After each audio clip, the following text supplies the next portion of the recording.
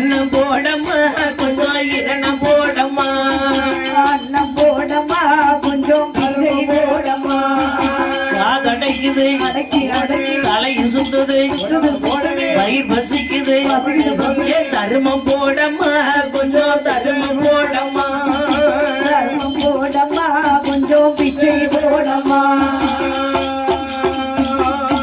சுடலையாண்டவர் மாவுசை கிட்ட பிச்சை கேட்டார். சரிதான். பிச்சைக்கு வரவில்லை, உன்னை பெண் கேட்டு வந்தேன் என்றார். அவளுக்கு கோபம் வந்துட்டு, ஆமாம்மா. எங்க அப்பன் பெரிய மாந்திரவாதி, கிளவா என்ன பேத்தி தாடி நரைச்ச கிளவா உள்ள தலையில் போட்டு அளவா தாடி நரைச்ச கிழவா உள்ள தலையில் போட்டு அளவா என் மீச நரைச்ச கிளவா உள்ள வீதியில போட்டு அளவா ஈஸ்வரன் நரைச்ச கிழவா உள்ள வீதியில் போட்டு அளவா என் அங்கம் பழுத்த கிளவா உள்ள அருகில் போட்டு அளவா அங்கும் மறுத்த கிழவா உள்ள அருகில் போட்டு அளவா பேசுனால சுடலைக்கு கோவம் வந்துட்டு, ஆமாம்மா. அடிச்சண்டாளி அதானே இன்னைக்கு நேர் 8 நாளையில உன் கதையை முடிக்கிறேன். ஆமாம்மா. இன்று 8வது நாள் மாயப்பள்ளி வடிவமாக சென்றார். ஆமாம்மா. சில பேர் குழந்தையாக சென்றார் என்று சொல்லுவார். சரி மாவுசைக்கு அரண்மனைக்குள்ள வந்துட்டார் மாய சுடலை. ஆமா அவள் பக்குவவதி, சரிதான். இவரோ வாலிபனாக வடிவம் கொண்டு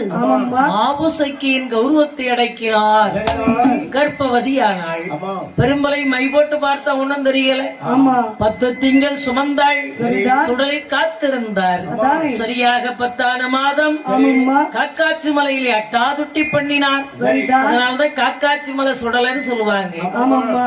சேட்டை அப்படி ஒரு சேட்டை பண்றார். அதானே. இப்படி பண்ணக்கூடிய இந்த சுடலையை சரிதான். பெரும்புலையும் சிமிழ் அடைச்சான். ஆமாம்மா. சிமிழுக்குள்ள அடைச்சு நீலகண்ட கஜத்துல விடுறான். சரி தண்ணி ஏத்து அந்த சிமிழ் வருது. அதானே. வீட்டுல ஒன்று கட்டி போட்டான். ஆமாம்மா. இப்போ அந்த கெட்டு என்ன செய்து அந்து விழுது. சரி அப்ப எனக்கு பூஜை கொடு.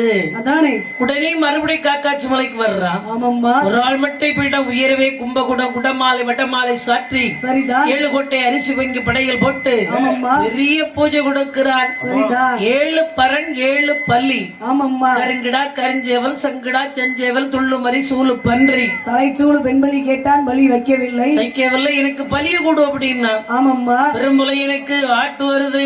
சரிதான். ஒற்றை மாலை கழுத்தில் இட்டான், ஒற்றை பந்தாங்கை பிடித்தான். மாலை கழுத்தில்